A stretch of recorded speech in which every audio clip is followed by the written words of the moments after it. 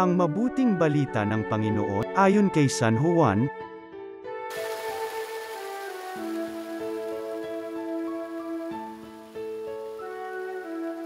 Noong panahong iyon, sinabi ni Jesus sa kanyang mga alagad, "Marami pa akong sasabihin sa inyo, ngunit hindi pa ninyo kayang unawain ngayon.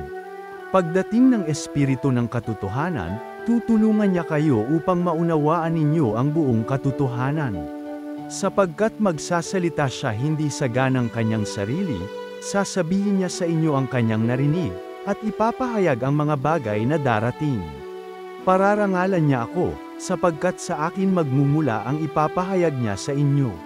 Ang lahat ng sa Ama ay akin, kaya ko sinabing sa akin magmumula ang ipapahayag niya sa inyo." Ang mabuting balita ng Panginoon.